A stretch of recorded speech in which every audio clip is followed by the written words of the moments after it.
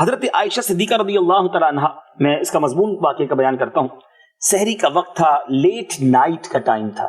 آپ کچھ سی رہی تھی کہ سوئی گم ہو گئی اور چراغ بھی بجھ گیا. ذرا سوچیے مدنی چینل کے ناظرین کہ لیٹ نائٹ ویسی ہی رات اندھیری ہو جاتی ہے.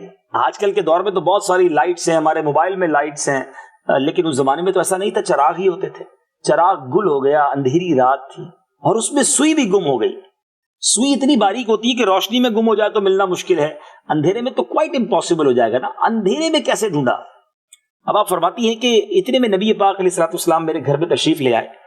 پورا کمرہ میرے آقا علیہ الصلوۃ والسلام کے چہرہ انور سے ایسا نور نکلا کہ پورا کمرہ جو ہے وہ بکائے نور بن گیا، جگمگا اٹھا. سبحان اللہ. حضرت عائشہ نے اس نور میں، اس روشنی میں اپنی سوئی کو تلاش کر لیا.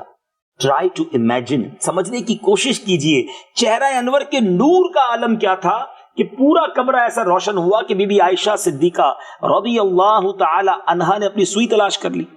پھر حضرت عائشہ صدیقہ رضی اللہ تعالی عنہا نے عرض کی، یا رسول اللہ صلی اللہ تعالی علیہ وسلم، آپ کا چہرہ کتنا پر نور ہے. سرور کائنات صلی اللہ تعالی علیہ وسلم نے ارشاد فرمایا، ہلاکت ہے اس کے لیے جو قیامت کے دن میری زیارت نہ کر سکے. حضرت عائشہ رضی اللہ تعالی نے عرض کیا کہ حضور، کون آپ علیہ الصلوۃ والسلام کی زیارت سے محروم رہے گا؟ مدنی چینل کے ناظرین، آپ سمجھ رہے ہیں میری بات کو؟ یعنی اللہ کے نبی کی زیارت جس کو قیامت کے دن نہ ہوگی، اس سے بڑا محروم کون ہوگا؟ ذرا سوچئے نا، قیامت کے دن شفاعت تو انہوں نے کرنی ہے، بخشوانا تو انہوں نے ہی ہے نا. پیاسوں کو آب کوثر کے جام بھی انہوں نے پلانے ہیں، گناہ گاروں کے پلڑوں کو بھاری بھی انہوں نے ہی کرنا ہے. سیدی اعلیٰ حضرت سمجھاتے ہیں نا، سچی بات سکھاتے یہ ہیں، سیدھی راہ چلاتے یہ ہیں. قیامت کے دن ماں باپ بھی چھوڑ دیں گے نا، ماں جب اکلوتے کو چھوڑے آ کہہ کے بلاتے یہ ہیں. باپ جہاں بیٹے سے بھاگے لطف وہاں فرماتے یہ ہیں. نامہ اعمال میں اعمال نامے جب میزان پر تولے جا رہے ہوں گے تو اپنے کرم سے ہم حلقوں کا پلہ بھاری بناتے یہ ہیں.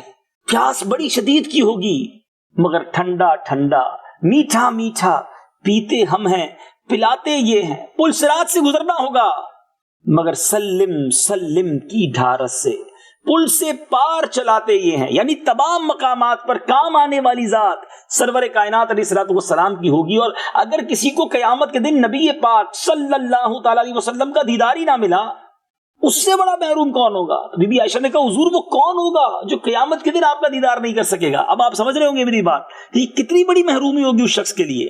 سرور کائنات علیہ الصلوۃ والسلام نے فرمایا، بخیل، کنجوس.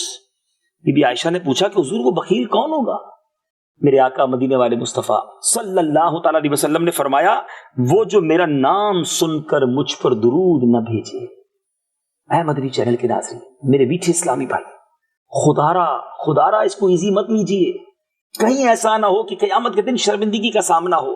فضول باتوں کے لیے، گپ شپ کے لیے، نہ جانے کتنی بری باتوں کے لیے ہم وقت نکال پاتے ہیں، مگر یہ زبان کیوں اللہ اور اس کے رسول کا ذکر نہیں کرتی؟ ہم کیوں درود پاک نہیں پڑھتے؟ تو روزانہ ذکر و درود اپنی زبان پر جاری کیجئے، نبی پاک کا ذکر خیر کرتے رہیے.